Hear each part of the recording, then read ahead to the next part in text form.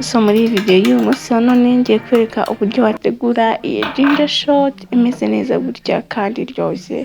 Ntabwo turi bukoresha ubuki cyangwa ikindi, ginger shot imeze neza ushobora gukoresha yawe uri mu rugo, ndetse turi buganire no kuri health benefits zayo.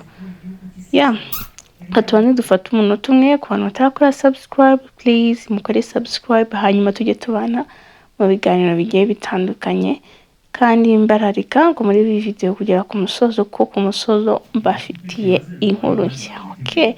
So mu gutangira rero turi bukoreshe amaronji, turi bukoreshe pome imwe, indimu z'amaronji, turi bukoreshe ndetse na ginger, turmeric ndetse na citron. Ibyo ni byo bintu tugiye gukoresha kugira ngo tubashe kubona ginger shot ubwo turayita turmeric ginger shot cyangwa ginger and turmeric shot. Ni ibyo ngibyo turi bukoreshe. So bitegura gutya, ngiye kwitegura nawe ariko uzajya ubitegura. So mu gihe tukiri hano rero kumaganize babwiriye kuri health benefits za ginger and turmeric shot. So rero ginger cyane cyane na turmeric bivanze bigufasha mu igogora ry'ibiryo, digestion yawe ikagenda neza.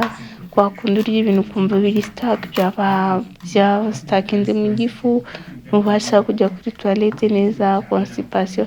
So rero iyi shot mu gitondo ukibyuka unywaho gakeya mbere yo kugira ikindi kintu ufata, birafasha pe. Nigeze kubona abantu bavuga ngo iyi ginger shot ngo izabatera igifu, ngo ginger bari nyinshi. Ginger mbese ntabwo biri spicy nka yayindi igize yayindi itetse. Iyi ngiyi urayinywa cyakoze umva kuri kubaninga mu mubiri gusa, ariko ntabwo iba imeze nka yayindi ukumva nyine nakurya mu muhogo cyangwa igihe. So n'abantu bashaka kubaninga fats cyane cyane izo kunda ibintu noneho ikiza kingiyi kuyinywa mu gitondo. Murabona ko twakoresheje n'amasitron ndetse n'ama orange, biri rich in vitamin C. So ugira skin nziza nyine, birayiclearinga, bigakuraho ama dark spots, ugasanga nyine uri kugenda usa neza. Murabona rero ngewe biriya maze kubikata mbishyira mu ijage kuko nkoresha hand blender. So ufite blend isanzwe niho ugomba kubishyira. Na pome rero nagomba kuyikata narangiza nkashyiramo. So iyi ginger shot rero ngiye impamvu nyikora gutya, iba ifite agasukari nyine wumva iryoshye. Hari n'abantu inanira bagashyiramo like ubuki ndetse n'iki, but this one kuko nakoresheje amahohanje ndetse na pome, ibiryohereye bifitemo nyine agasukari kari naturel. So ikindi kintu rero twavuga kuri ginger shot ni muri blood circulation, gutembera kwawe kw'amaraso. Ginger rwose iragufata, iyi ginger shot iragufasha muri circulation y'amaraso, kurwanya nyine inflammation, kwa kundi kubabara kumikaya, ukumva ufite pain, ukumva imitsi byanze. Iyi ginger shot iragufasha kandi uyigerageza. Niba ugeze hano rero video ukaba utarakora subscribe, please kora subscribe kugira ngo tujye tubana, hanyuma tujye dukora n'ibindi bintu bigiye bitandukanye, tujye twiga guteka ibintu bitandukanye. Kandi nkomeza kubararika yuko ku musozo w'iyi video ndi bubabwire ikindi kintu tugiye gukurikizaho, indi projet tugiye gukora noneho ntabwo ari mu gikoni of course, ariko noneho turi bukore akantu ko mu rugo, akantu ko kudekora mu rugo. Ni ibyo ngibyo uyu munsi werangiza iyi video, hanyuma uze gukurikirana wumve ikindi kintu tugiye gukurikizaho. So rero ufata za ndimu ugakamuramo umutobe wose. Udafite aka kamashini gakamura, ushobora gukoresha kandi bikaragaho, ariko cyangwa ukayikamura bisanzwe ugakuramo umutobe wose muri aya amaronji. Murikubona ko rwose umutobe hano uvamo neza kandi uza nyine ari mwinshi. Niyo mpamvu rero ngiye nkunda aka ngaka, koroshya ubuzima, ubona nyine ibintu byose ubikora byihuse. Nongera no kubibutsa yuko ku bantu bafite ikibazo cy'imitsi cyangwa iki, ubusabwa aka gashoti mu gitondo. Abantu bakora siporo ukakanywa mu gitondo mbere yo kujya muri siporo ukibyuka. kandi nyine bigufasha no kubustinga energy zawe, ugasanga wiriwe ufite courage, wiriwe umeze neza, wiriwe nyine nta mavunane ntaki.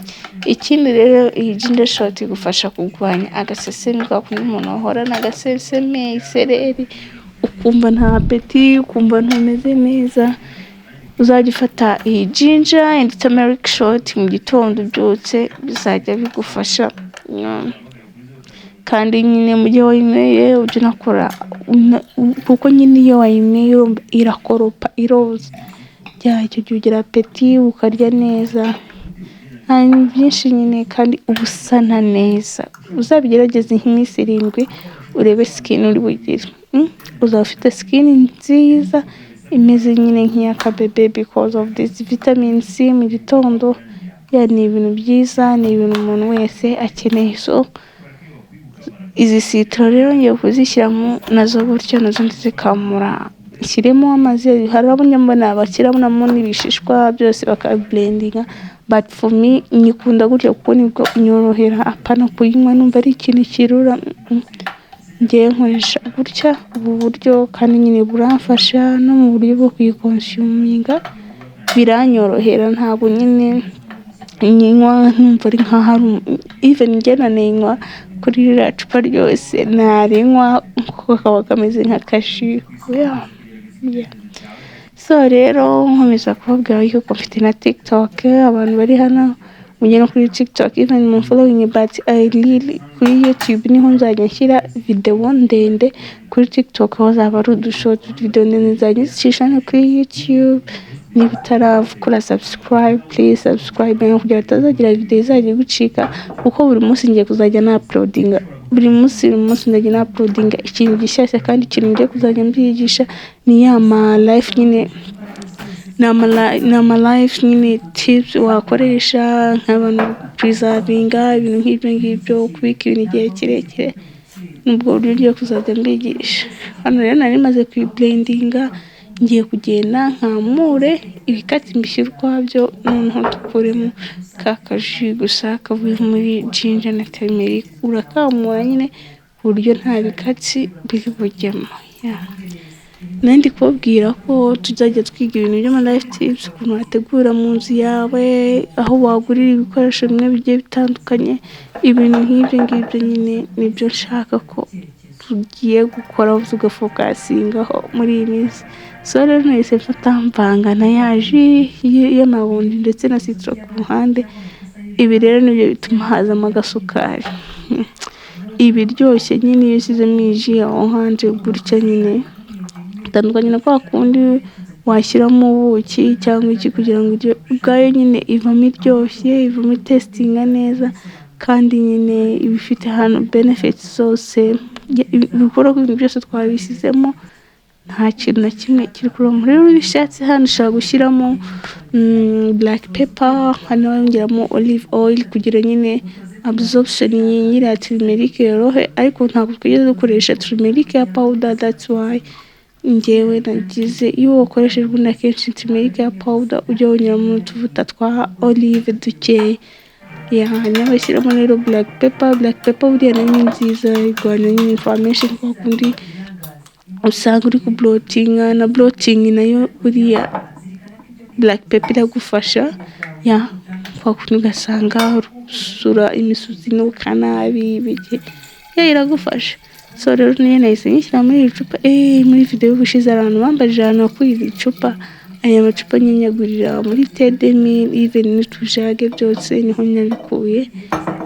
Mwagenda mukara, ariko nyine ajya azahita ashira, nuko hita nyishyira muri iri cupa, cyangwa niba ufite twa ducupa dutoya akarishyiramo, and then ukayishyira nko muri firigo, ukazajya usukaho gake gakeya. Hanyuma buri munsi mu gitondo nyine urayishakinga mbere yo kuyikoresha. Nuko nk'uko yari imeze nahise nyine nkanywa, kari karyoshye kandi kari kameze neza.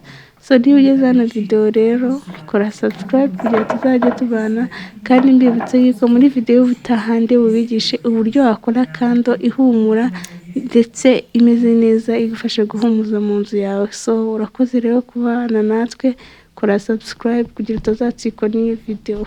Bye.